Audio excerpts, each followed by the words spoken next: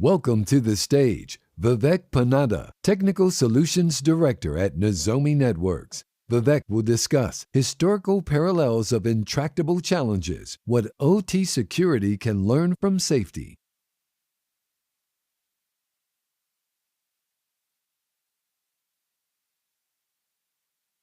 All right. Hey, folks. Thank you for joining me this session this afternoon.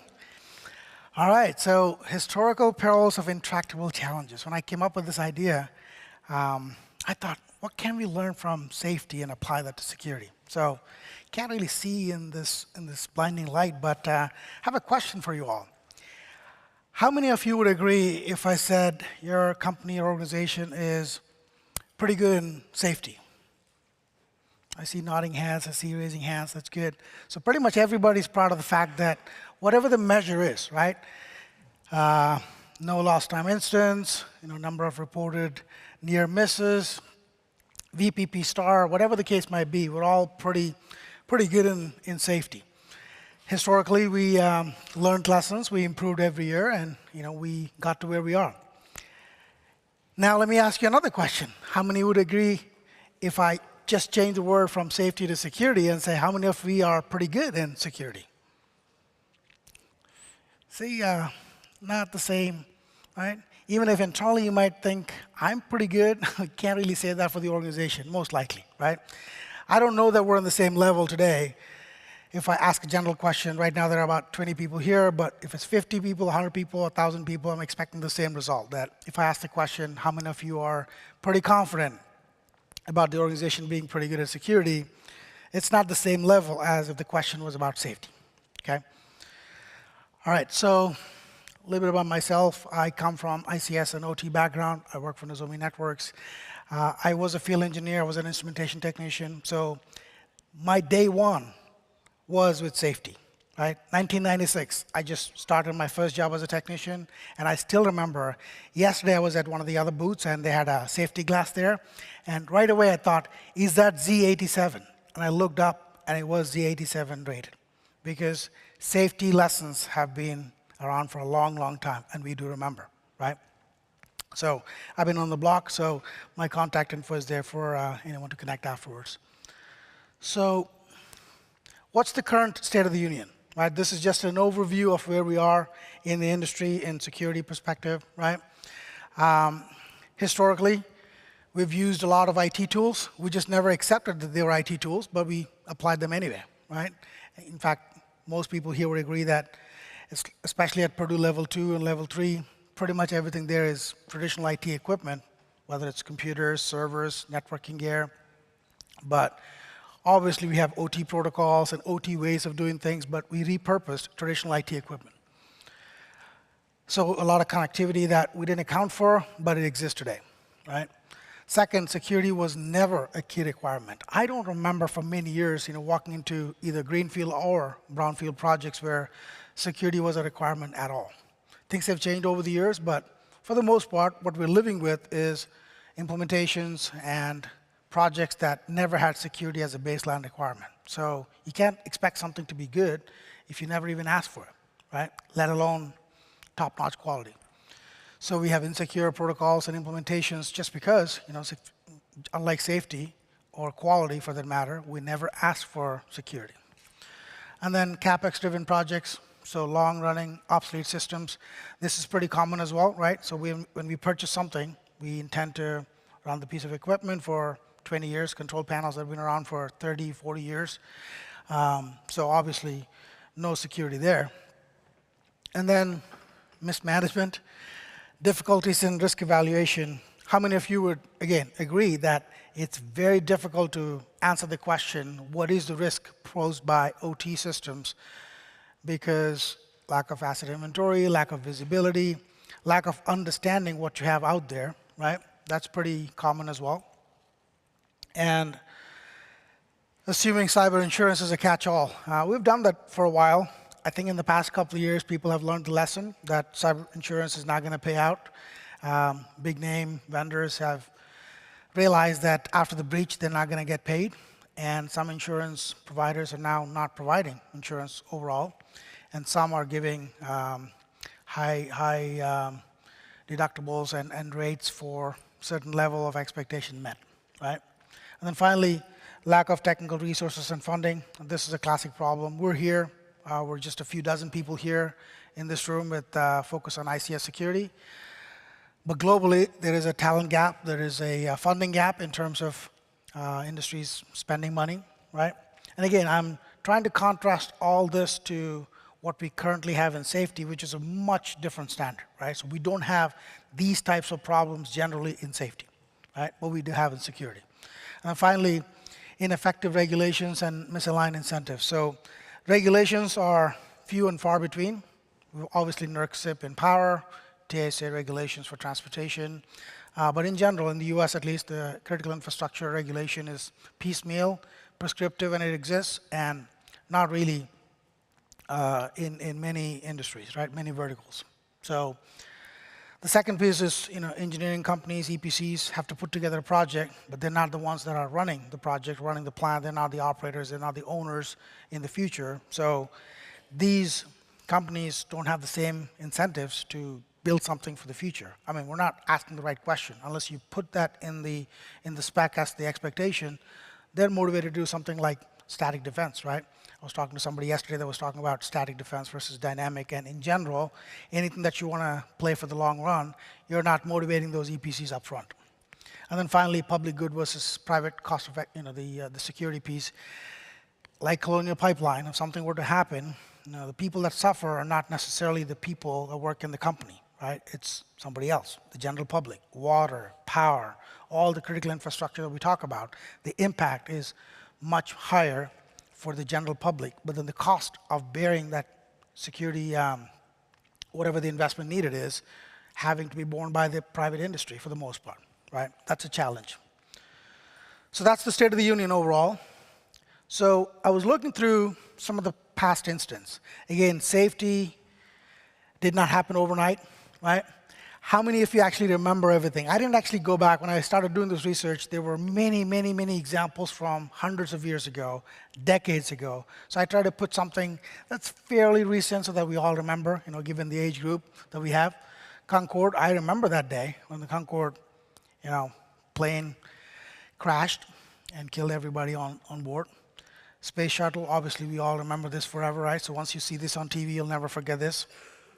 And more recently, Lion Air and Ethiopian Air and the Boeing 737 MAX. Essentially for months together, the whole fleet was grounded, right? But then these impacts are forever, obviously.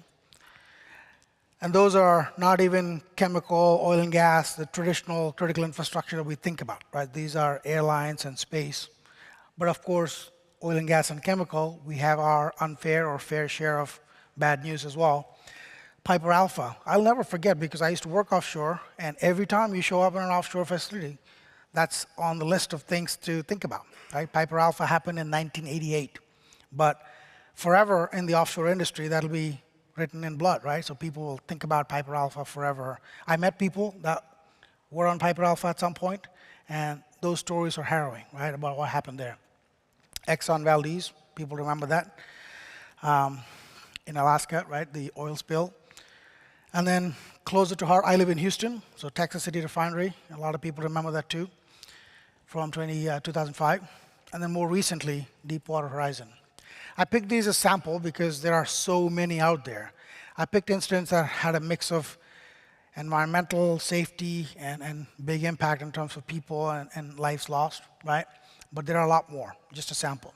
But I want to dig deeper into a couple, again, to go back to the narrative of many, many safety incidents happen, many accidents happen, and we learned a lot of lessons from those.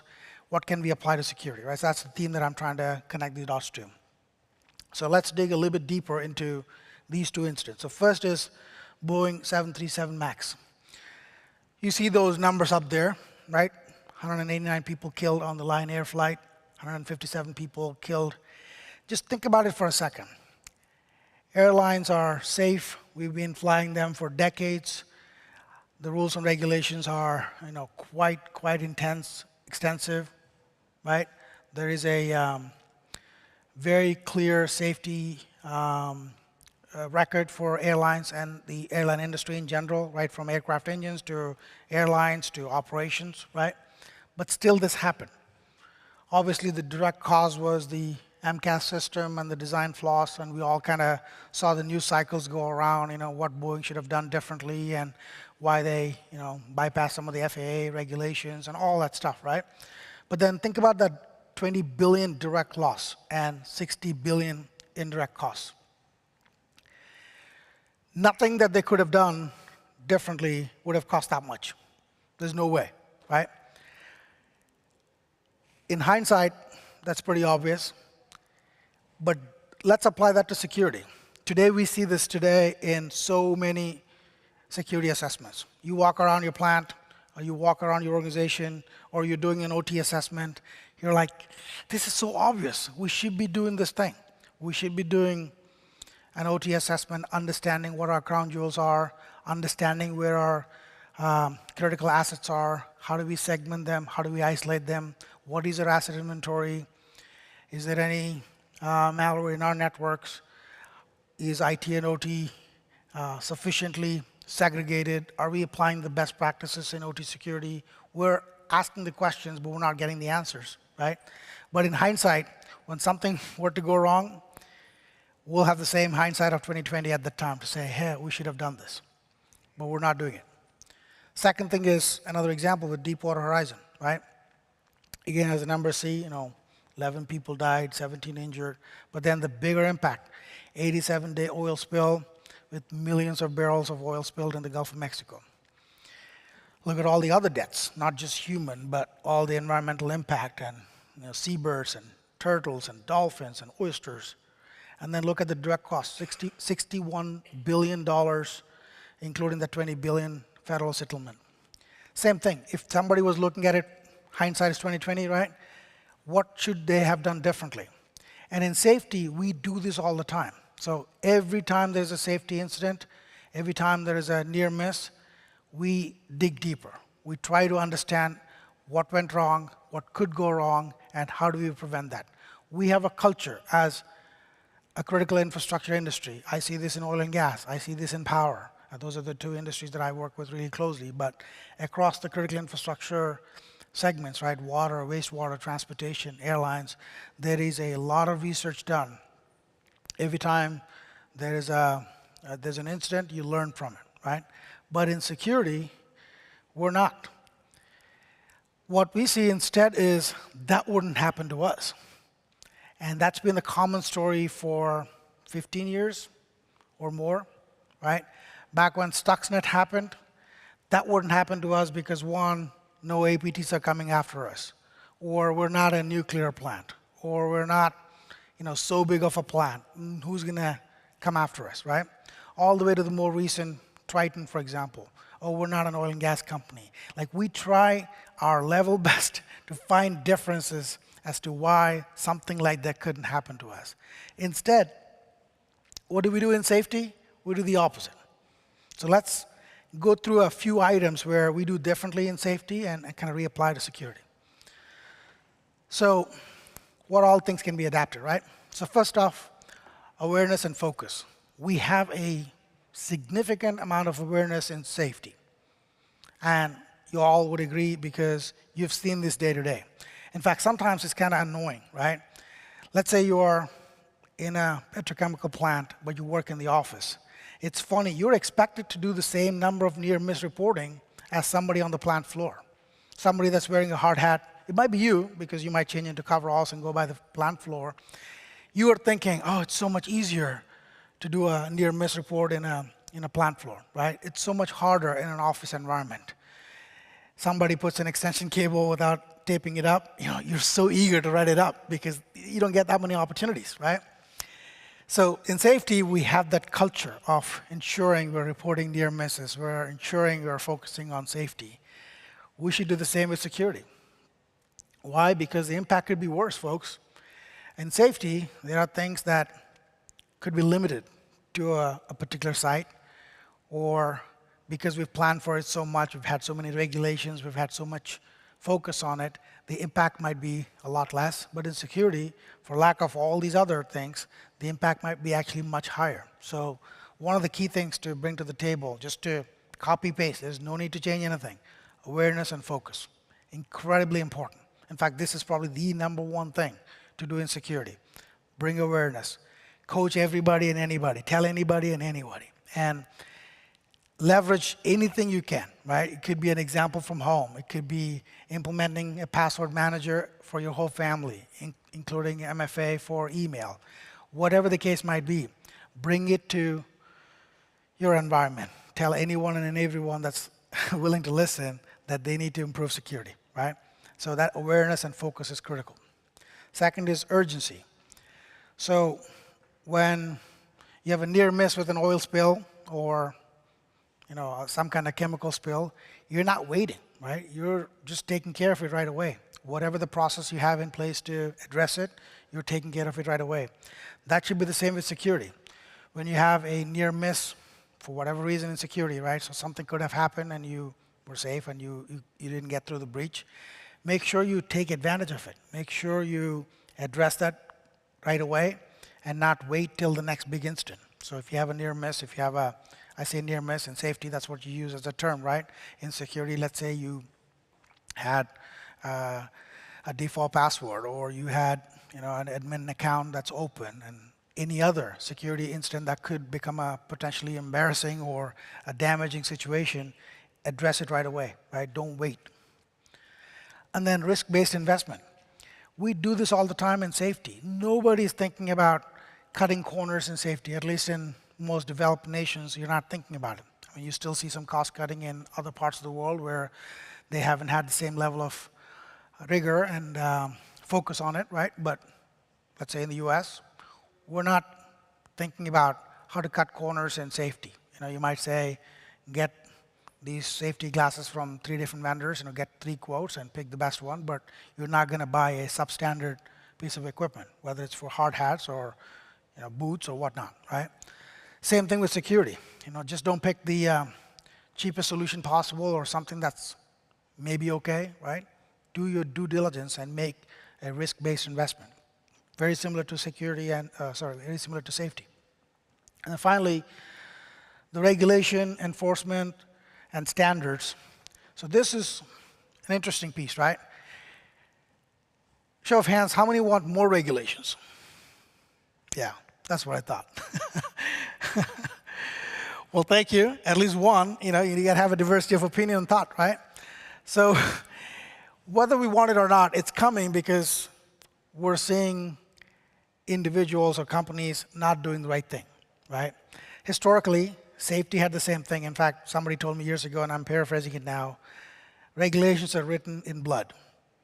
Safety, especially, all the incidents that we saw in the past, every single one of them, the post 2 years to 3 years, significant increase in regulations, right? Even as recently as the Deepwater Horizon, many safety standards have evolved. And even going back to Piper Alpha, offshore regulations in terms of the training required for people, in terms of qualifications for the personnel, right? In terms of equipment maintenance. As an example, at one point in one of the slides I had Titanic because I was picking some maritime examples. Same thing, even way back in 1912, right? After the Titanic disaster, the number of lifeboats you need to have, the way you address something that happened in the Atlantic Ocean. Regulations always tended to follow something that bad happened already, right? So more recent TSA regulations for pipelines and transportation in general happened after colonial. Now, if you look at the regulations, none of them are that surprising, to be honest. Right? If you look at the list of things that they're asking you to do, in fact, the problem was they asked for too many things to be done too quickly. But if you just consider the fact that these are best practices or these are IT best practices that are applicable to OT, we have known them for so long, but we just never thought about them or considered addressing them. So obviously the SIP regulations for power and TSA regulations are evolving, and more are coming because we got now CPGs, we got sector-specific guidelines in general, and this is just the US, right? Globally, of course, individual countries are treating this in their own fashion. Some countries have nationalized oil and gas facilities, for example, where they can make a decision top down, say this is what we'll do, and then everybody does the same thing. However, here, obviously, we have a lot more private industry, so we'll see more. We're getting more regulations, whether we like them or not. The second thing is technical standards, frameworks, and secure by design products are now either available or evolving. This is important because think about the safety example one more time.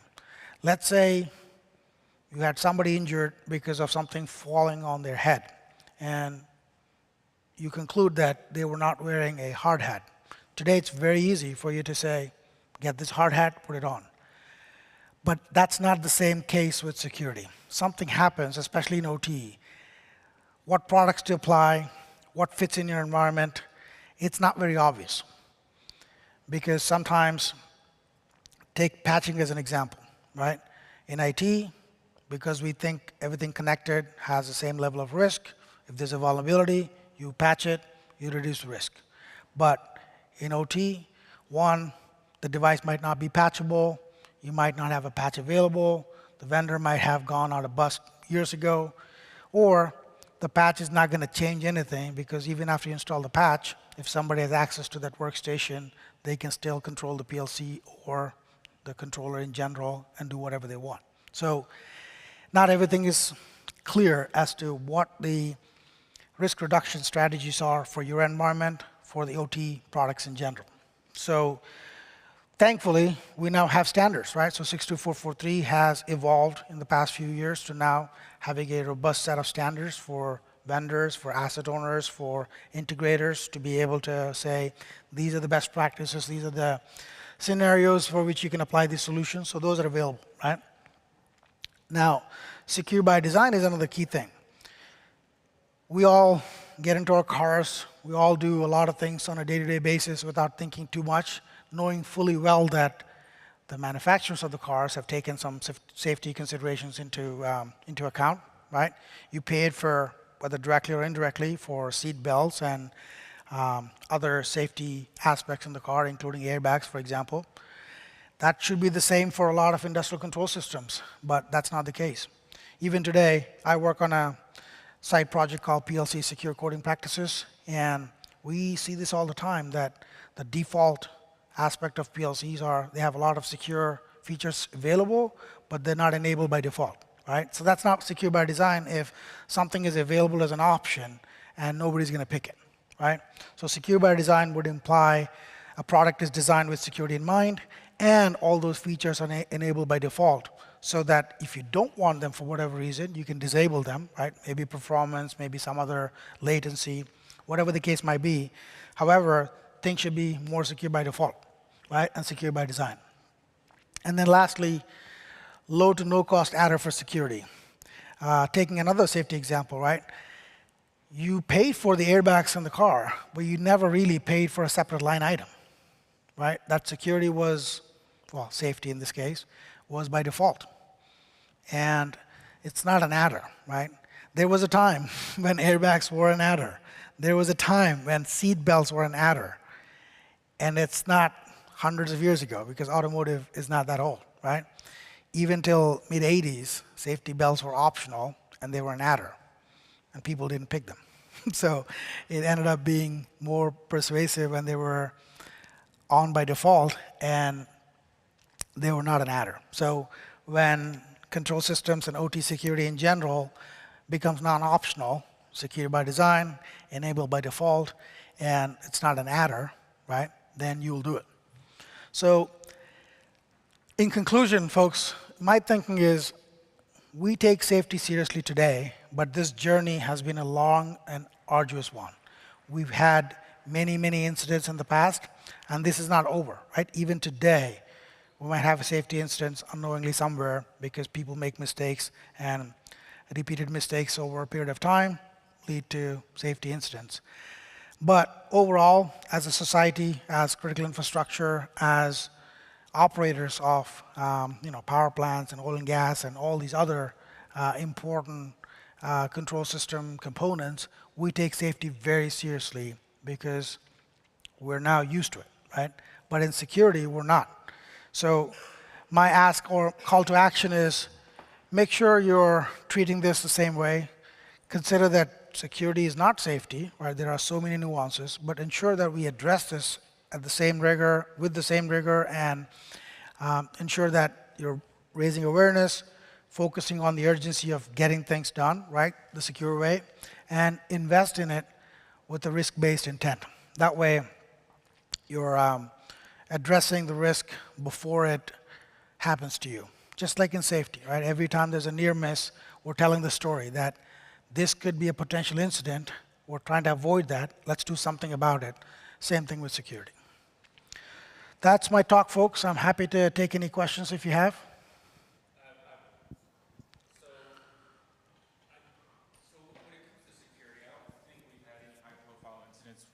Thank you.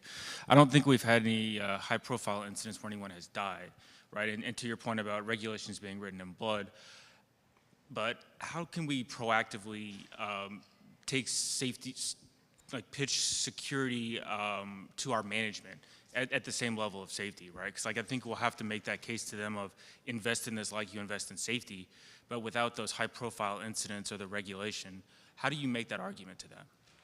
No, that's a great question. In fact, that is a challenge we're all trying to address today, right? There are two components to it, though. So one, that there is no high-profile incident. That might be true because some of the high-profile incidents we've seen were equipment-related, outage-related, maybe not directly translating into people. We've had some incidents that did not get the same kind of news cycles, like when someone couldn't be checked into the hospital, they had to move to another hospital, and that person passed away. We've had situations like this already where people were affected because of ransomware affecting a hospital or things like that. However, yes, we so far don't have any high-profile case where a bunch of people were killed, right? But the whole point that we're trying to do is this is a near miss in security. Near misses in safety are treated with extreme caution because they could potentially become an incident, right? So that rigor, and again, we're not trying to fake the impact of security to our leadership. That's not what we're trying to do. We're not trying to say security is just important as safety because there's a potential for so many people being killed. That's not what we're trying to do. What we're trying to say is think about a different aspect for a change, quality, for example. Nobody in an organization will say quality is bad or quality is more or less than safety. Right? At the end of the day, in some cases like manufacturing, food and beverage, for example, quality and safety are the same. Product quality will be a safety impact if something is to go wrong, right? So all we're trying to say is we've had many, many near misses in security, right? With safety, we've had decades or centuries of experience. In security, we don't, right? This industry is not that old, especially in OT security, where historically we were kind of isolated, segmented. We've had our own ways to isolate ourselves, which we don't have. We've connected everything now. And so it's a near miss every day. So Stuxnet was a near miss. People didn't do much about it. However, Colonial is a near miss, but a lot has happened since then. So I think it's the narrative that you have to convince or convey the message to your CISO or CIO or leadership in general to say, we have this culture of doing the right thing for organization, for the people, right? We have to do the same thing with security. Thank you. Sure. Anyone else has any other thoughts? Anything that you saw in your environment that was relatable, whether it's safety or quality or something that kind of said, hey, that made sense, but why don't we do it for security?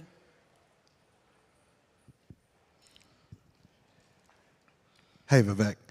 I used to work in the nuclear industry, and we implemented cybersecurity training as part of computer-based training that all vendors and visitors that came onto site, they take their rad worker training, their plant training, their safety training, and we included cybersecurity training in that because it might be simple things like don't plug in your USB thumb drives into the OT network, don't plug in your laptops into the OT network. Those types of things are really small, minimal investment, but they go a long way.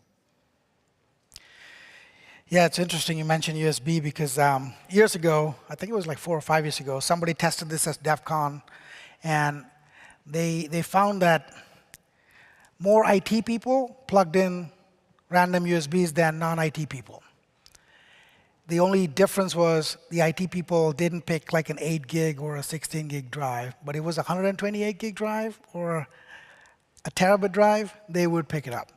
So to your point though, awareness is the first and foremost thing. Like that's a number that can't change. Like the one fundamental thing that we can do as an industry overall is to improve awareness, right? So training, that's probably the cheapest way to improve your overall security posture, especially if you're starting fresh, right? No doubt, no question. And that's true of safety, that's true of security as well. Like you go to some countries where safety is not a priority even today. I mean, I've seen people in construction sites without safety boots, without hard hats, without the right kind of goggles. You just don't see it here because we built that over decades, right? We just don't have that level of maturity and security just yet. And so, yeah, to your point, building awareness, making sure more and more people are aware. And in this case, we have a luxury of applying that security principles to both industrial control systems and also at home, right? Every time you're building awareness, you're helping the society overall because they can take it back to their families, they can take it back to their kids that are digital natives right now. You know, that kid that's using an older iPad or using a weak password or not enabling 2FA. It's that kind of mentality, right? Now, those things are not always applicable to ICS environments. You know, we do things differently many times. However, it's the culture. So building awareness, no doubt, should be the number one idea. And to my point about near misses, let's maybe think about near misses in security. Let's document it. Let's maybe incentivize people, you know, just like those $5 gift cards that we give out for most number of near misses reported, you know, or $25 Amazon gift card. We should think about the same thing. We make a lot of things in safety fun, right? Like every time I get on a Southwest flight, I love it when they do the safety announcements in a fun way. They're conveying a serious message, but they're conveying it in such a way that it sticks with you. You kind of think about it. Otherwise, for the most part, I fly many other airlines too, and United, for example, is just a recording. I'm not even listening because it's the same message over and over again, so it just goes past. I'm not even thinking. So let's make awareness a key component of what we're trying to do because OT security is still very early stage, and we have a long way to go. Any other questions, folks?